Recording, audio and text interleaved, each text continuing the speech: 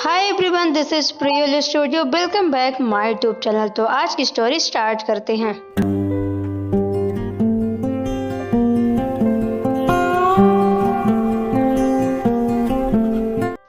मेरे माँ बाप ज़्यादा पैसे वाले नहीं थे। मेरे बाबा स्कूल में टीचर थे। मेरी शादी का वक्त आया तो मेरा रिश्ता मेरे दूर के रिश्तेदारों में हो गया। वह लड़का गांव में रहता था। उसकी अपनी बहुत सारी ज़मीनें थी, मगर वह मेरे जैसा पढ़ा लिखा नहीं था। उसके मुकाबले मैं ज़्यादा खूबसूरत थी। वह ठीक ठाक सा था। हमारे यहाँ आसपास शादी नहीं होती थी। मेरे लिए कोई और रास्ता नहीं था, इसलिए मेरी शादी आशीष से हो गई। शादी की पहली रात मुझे आशीष के मिजाज का अंदाज़ा हो गया। मुझे वह थोड़े सख्त मिजाज लगे थे। जिस तरह से उन्होंने नरमी के बजाय सख्त मिजाज से मुझसे बात की थी, उसमें से यही अंदाज़ा लगा पाई थी कि मेरी ज़िंदगी में कुछ लोग बहुत खास हैं। मेरी माँ, मेरी छोटी बहन और मेरा भाई विजय। तुम हमेशा उनका अच्छे से ख्याल रखना, मुझे कोई शिकायत का मौका ना मिले। आशीष ने मुझे पहली ही रात यह सब कहा। लेकिन माँ बता रही थी कि आप इकलौते हैं, आपका तो कोई भाई नहीं है। मैंने हैरत से पूछा। विजय मेरे चाचा का बेटा है। इसके बाबा का स्वर्गवास हो चुका है और यह बचपन से ही यहाँ रहता है। मेरे लिए दुनिया में वह सबसे खास है। उसने हर कदम पर मेरा साथ दिया है। तुम खुद पर विजय की सेवा पानी जरूरी समझना। वह मेरा भाई है और समझो कि तुम्हारा देवर है। आशीष ने कहा तो मैंने हाँ में सर हिलाया। मगर शादी के कुछ दिन तक मुझे विजय नजर नहीं आया। फिर पता चला कि वह शहर किसी काम से गया हुआ है। शादी के बाद मुझे आशीष से मोहब्बत हो गई, क्योंकि मैं एक नेक और शरीफ लड़की थी। मैंने हमेशा यही सोचा था कि जिस इंसान से मेरी शादी होगी, मेरी सारी मोहब्बतें उसी के लिए है। मुझे तो आशीष ज़्यादा गिफ्ट नहीं करवाते थे। वह शहर की लड़कियों को ही अच्छा कप समझते थे। मगर आहिस्ता आहिस्ता मैंने उनका दिल जीत लिया और हम दोनों पति पत्नी खुशी खुशी रहने लगे। मुझे गांव में काफ़ी दिक्कत थी, क्योंकि मैं शहर से आई थी। गांव में गैस नहीं था। तेज गर्मी में लकड़ियाँ जलाकर खाना बनाना पड़ता था। मगर मैंने सब्र से सारे काम किए। मुझे परेशानी तो बहुत होती थी, लेकिन उसे अपनी किस्मत समझकर स्वीकार किया और खुश रहने की कोशिश करती। फिर 1 महीने बाद अचानक विजय घर आया। मैंने अपने पति से पूछा, यह कौन है? तो वह बोले, यही तो विजय है जिसके बारे में मैंने तुम्हें बताया था। मैंने कभी पहले इसे नहीं देखा था, इसलिए पूछा था। विजय मुझसे ज़्यादा बात नहीं करता था, ना ही मैं उससे बात करती थी। वह घर आते ही अंदर अपने कमरे में चला जाता। एक दिन मैंने आशीष से कहा, मैं विजय की मौजूदगी में उलझन का शिकार होती हूँ, क्योंकि वह गैर आदमी है। तब वह कहने लगा, देखो आरती, वह बचपन से ही हमारे साथ रहा है। बहुत अच्छा लड़का है, मेरा बहुत अच्छा दोस्त भी है और भाई भी। तुमने उसके बारे में आइंदा अगर ऐसी कोई बात बोली तो मुझे बुरा कोई नहीं लगेगा। मेरे पति गुस्से में मुझ पर चढ़ दौड़े तो मैं डर गई। मैंने बहुत सोचा, कभी उसके बारे में आइंदा कोई बात नहीं करूंगी। उसके बाद चौकन्ना हो गई। वह मुझे किसी काम को न कहता। एक दिन मैं अपने कपड़े खुद इस्त्री कर रहा था तो आशीष ने देख लिया। उन्होंने मुझे डांटा, क्योंकि विजय ने कपड़े इस्त्री करना मेरी जिम्मेदारी थी। मैं डर गई। मैंने विजय से कपड़े ले लिए और इस्त्री करना शुरू कर दिया। इस्त्री के बाद मैंने कपड़े उसकी तरफ बढ़ाए तो उसने मेरा हाथ छूने की कोशिश की। मेरा यह वहम था या कुछ और, क्योंकि मुझे लगा था कि उसका हाथ मेरे हाथ में लगा है, बल्कि उसने जानबूझकर ये हरकत की है। अब मैं अपने पति से भी उसकी शिकायत नहीं कर सकती थी, क्योंकि वह उसके बारे में बल्कि उसके खिलाफ कुछ सुनने को तैयार नहीं थे। मैं अब विजय के सामने न जाती। उसने दूर दूर ही रहती। वो सारा दिन कमरे में बंद रखती, मगर काम के लिए मुझे निकलना ही पड़ता। मेरी सास भी उसके गुण गाती थी। घर में कोई उसके खिलाफ कुछ सुनने को तैयार नहीं था। एक दिन मैंने अपने पत्नी से कहा कि हम अपना घर अलग बना लेते हैं। आशीष कहने लगे, तुम शहर की लड़कियां होती ही हो, ऐसी तो बेटे माँ बाप को अलग करने की कोशिश करती हो। यह सुनकर मैं चुप हो गई। दिन गुजरते गए। एक रात मुझे महसूस हुआ कि जैसे कोई दीवार कूद के घर के अंदर आया हो। छलांग लगाने की आवाज़ और दीवार के नीचे गिरने जैसी आवाज़ आई तो मेरे पति और विजय बाहर निकले। टॉर्च से देखा, कोई नजर नहीं आया, मगर किसी के कदमों के निशान जरूर थे। फिर दूसरे तीसरे दिन ऐसा हुआ है, आशीष और विजय ढूंढ ढूंढ कर थक गए मगर कोई नहीं मिला। फिर कुछ दिनों के बाद यह सिलसिला बंद हो गया। एक दिन आधी रात के वक्त आशीष ने मुझे उठाया और कहा कि मैं उसे एक गिलास दूध ला दूं। डरती डरती कमरे से बाहर निकल रही थी। मैं बाहर निकली तो देखा विजय के कमरे में मोमबत्ती जल रही थी। वह खिड़की खुली हुई थी, दरवाजा भी खुला था। वह चारपाई पर लेटा मोबाइल पर बिजी था। दरवाजा खुलने की आवाज़ सुनकर उसने निगाहें उठाकर देखा। मैंने भी उसे देखा। उसे देखकर मैं बहुत डर गई।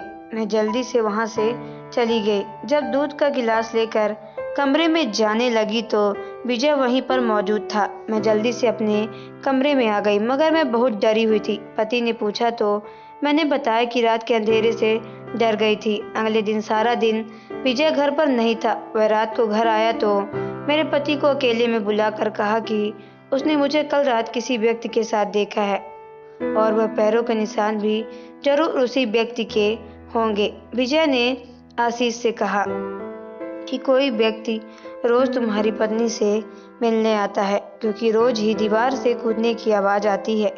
यह सुनकर मैं हैरान रह गई। सोच भी नहीं सकती कि विजय मुझ पर इतना बड़ा इल्जाम लगाएगा। मैं ये सब समझ नहीं पा रही थी। मेरे पति ने मुझसे पूछा, क्या यह सच है? मैंने साफ कह दिया कि यह मुझ पर इल्जाम लगा रहा है। फिर विजय ने कहा, क्या कल रात तुम बाहर नहीं निकली थी? विजय की बात सुनकर मैं रोने लगी। मैंने कहा, मैं तो दूध लेने गई थी। फिर मेरे पति ने मुझ पर शक करते हुए कहा कि मैंने तुम्हें रात को कमरे से बाहर जाते कई बार देखा है। दूध लेने तो तुम एक बार गई थी। उनकी बात सुनकर मेरे पैरों तले जमीन निकल गई। मैंने कहा, आशीष, क्या आपको मुझ पर यकीन नहीं? मैंने उनका गिरेबान पकड़कर झिझोड़ा। मैं पागलों की तरह चिल्ला रही थी, नहीं विजय झूठ नहीं बोल सकता। उसने तुम्हें देखा है किसी व्यक्ति के साथ। उसे क्या जरूरत है झूठ बोलने की?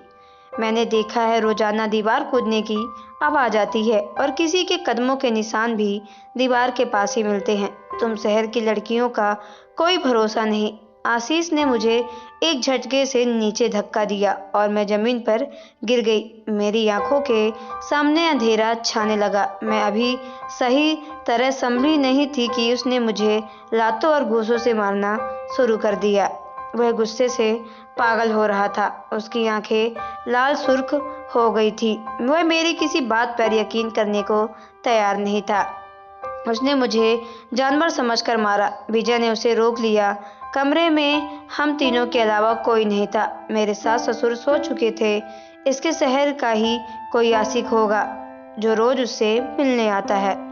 आशीष ने एक बार फिर कहा और वह कहता जा रहा था मगर मैं निढाल नीचे मिट्टी पे पड़ी सब सुन रही थी। मेरे सर पर जैसे आसमान गिर गया हो। एक पल में मेरी दुनिया लुट गई हो। मैं रोते हुए सोच रही थी कि मैं अपने घर वालों को क्या जवाब दूंगी। आशीष, भगवान का खौफ करो, मुझ पर इतनी हिम्मत नहीं है। भगवान के लिए इतनी बड़ी इल्जाम मत लगाओ। मैंने मुश्किल से आवाज़ निकालकर कहा।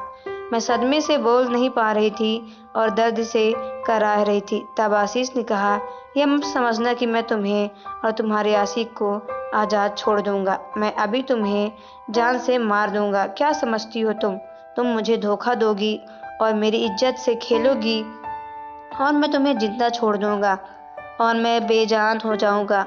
मुझे जान से मत मारो। पहले मुझे मेरी बेगुनाही को साबित करने दो, फिर बेशक मार देना। मगर आशीष ने मेरी एक ना सुनी और मुझे तलाक दे दी। तलाक के शब्द थे ये पिघला हुआ शीशा। मुझे कानों पर यकीन नहीं आ रहा था। वह दोनों मुझे घसीटते हुए घर से बाहर ले गए और मुझे कहा, अगर आवाज़ निकली तो गला दबा देंगे। अंधेरी रात वह मुझे एक झील के किनारे ले आए। मेरे लिए यह रात किसी कयामत से कम नहीं थी। मुझे झील के किनारे घसीटा जा रहा था।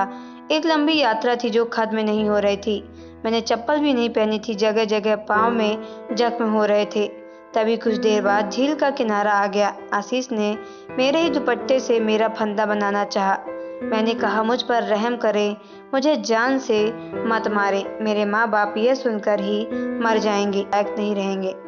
बहनों की शादियां नहीं हो पाएंगी। मैं रोते हुए आशीष से मिन्नतें कर रही थी कि शायद उस बेशरम को मुझ पर रहम आ जाए। उसकी आंखों पर विजय ने अपने प्यार की पट्टी बांधी हुई थी।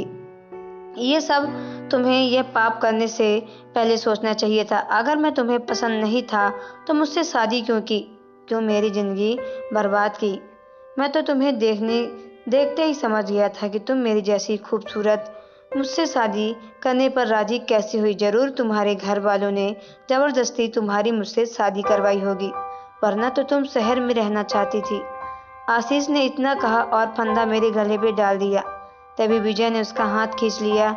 मेरी बात सुनो आशीष, यहाँ पर सामने पुलिस चौकी है।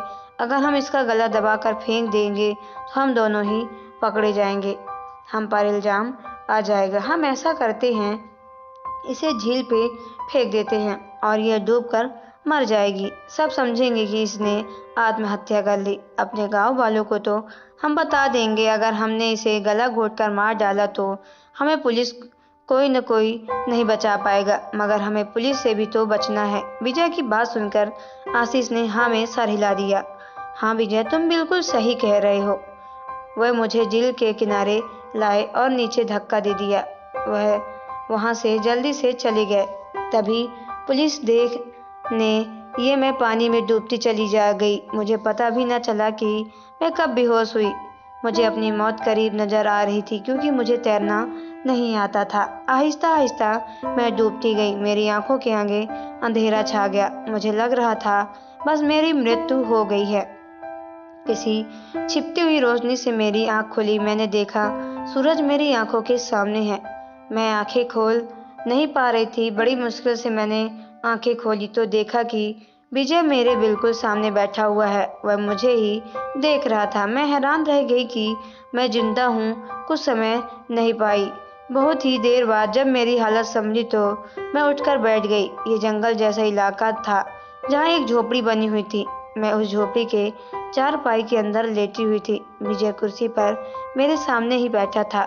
मैं यहाँ कैसे आई? तुम लोगों ने तो मुझे मार दिया था ना, मैं जिंदा कैसे बची? और आशीष कहाँ है? मैंने एक साथ बहुत सारे सवाल किए। विजय हंसने लगा। तुम अभी भी उस बेवफा का सोच रही हो जिसने तुम पर भरोसा नहीं किया। अफसोस हो रहा है मुझे तुम पर। वह तो तुम्हारे लायक भी नहीं था। तुम तो राजकुमारी हो, मगर उस घटिया इंसान ने तुम पर यकीन नहीं किया और तुम्हारी यह हालत बना दी। मगर मैं जिंदा कैसे बच गई? मुझे किसने बचाया? और तुम यहाँ क्यों बैठे हो? विजय ने कहा, जब मैंने तुम्हें पहली बार देखा था मुझे तुमसे मोहब्बत हो गई थी। मुझे समझ नहीं आ रहा था मैं तुम्हें आशीष से कैसे अलग करूं। इसलिए मैंने बहुत प्लानिंग की। खुद ही रोज दीवार से छलांग लगाता और रोज दीवार से कूदने से आशीष को शक हो जाता और फिर खुद ही अनजान बन जाता। आशीष को तुम्हारे खिलाफ भरता रहा ताकि तुम गलत लड़की हो।